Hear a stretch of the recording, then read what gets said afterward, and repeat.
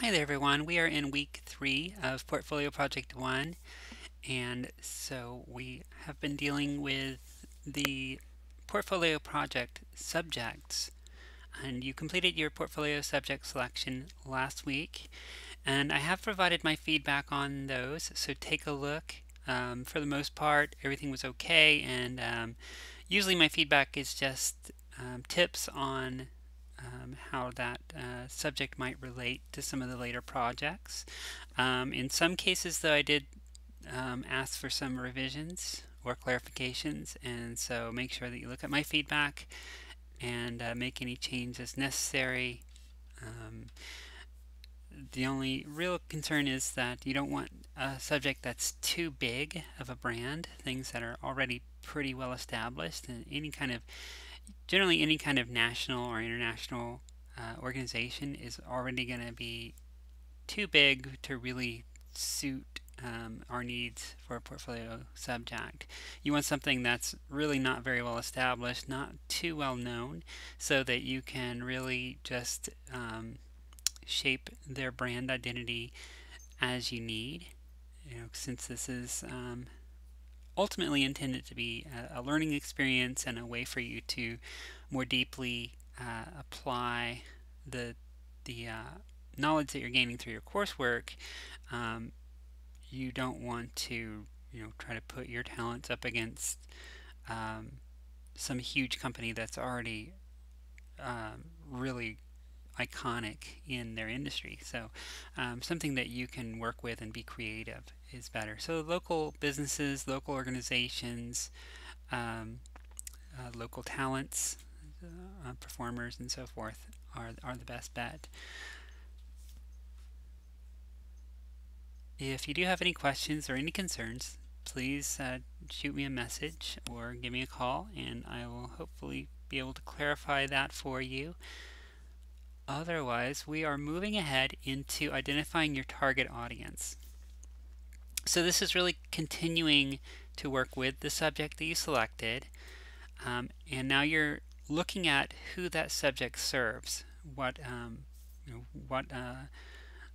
demographics are really interested in what that subject has to offer, whether it's a product or a service, a food or even a type of entertainment or what have you.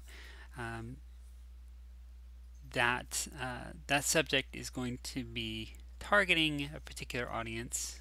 Could be a very broad audience or it could be a very specific audience, but you want to have an idea of who those people are so that later on when you're developing media, you can really tailor that media to appeal to that audience, to really speak to them and put your subject in the best possible light for that group of people. Some of the factors that you'll want to talk about, and just to clarify, when I talk about the demographics, and there's some specific questions down here, I'm not meaning this to be a definitive list of factors. Some of these will be relevant. Some of these will just not be relevant at all. For example, whether your subject's audience is single, married, or divorced, in most cases, really doesn't matter. If you're for example, if your subject is a musician, it really doesn't make much difference of their marital status. But if your subject were, for example, a divorce lawyer, then that might be relevant. So use your judgment and think about which of these factors really apply, and if there's some that aren't on this list that might apply. For example, religious affiliations or particular hobbies or pastimes. If they take part in certain sporting events or what have you. Just think about your subject, the nature of your subject, and who it appeals to, and if there's very specific characteristics of the type of people that subject would most appeal to, then include that in your description. These are just some common factors that might apply. Things like geographic area could definitely be a factor, but ethnicity, gender, age range. Age range is probably one of the most common factors that actually does apply in most cases, because what appeals to an 18-year-old male isn't going to be what appeals to a 30-something-year-old woman. So think about, again, the nature of your subject. And a common mistake with age that I see is um, to list too broad of an age range, saying that it appeals to every American from age 12 to 99. And that's not even an exaggeration. I've seen basically that kind of age range identified before, and that is almost certainly inaccurate and just a extreme generalization. So really think about who who um, who your subject is trying to attract, and also who your media is going to be speaking to. Because again, the way you talk to a 12-year-old would be different than how you talk to a 40-year-old. It's just simply a difference in the complexity of speech, a difference in the words you would use, and that's going to be reflected in the media you create.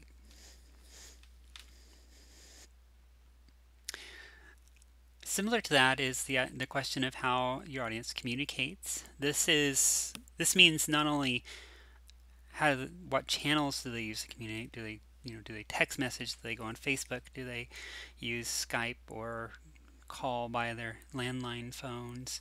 But also the tone of voice. Um, are they very serious? If your subject was business oriented, then their audience might take a more business like tone in their communications.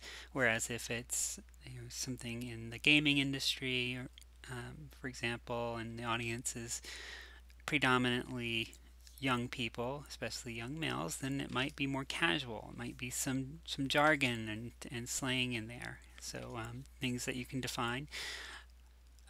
What are their needs, and how does this subject fulfill those needs? So this could be as simple as my audience needs entertainment, and the subject provides that. But it could also be childcare, um, a divorce attorney. These are just things I'm pulling off the top of my head, but consider the nature of your particular subject. There are some resources that you can use. Since you haven't reached the research class yet, I'm not asking for any kind of really hard data collection here.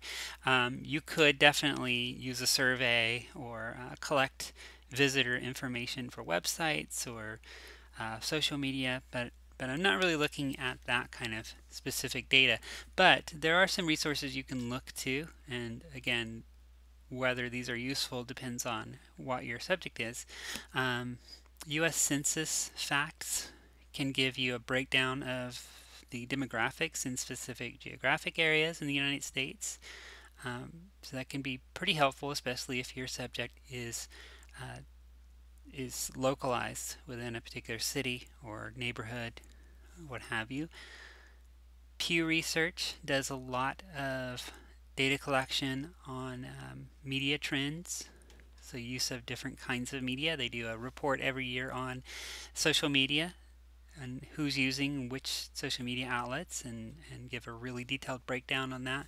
And Nielsen, which you might be familiar with from the Nielsen ratings, they provided TV ratings, and that as far as viewership, but they also do a lot of different research on different types of media, including music and TV and so forth. So they have some potentially valuable articles as well.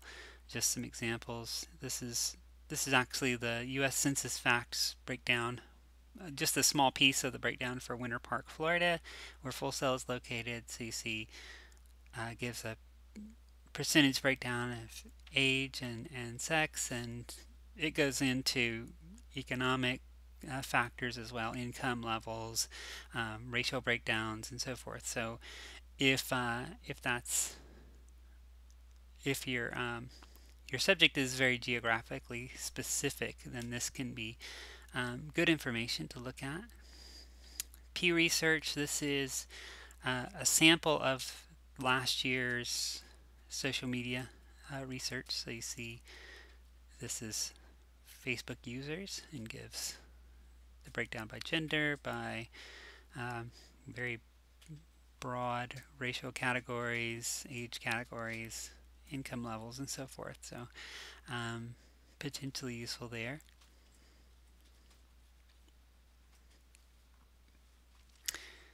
And this is an example from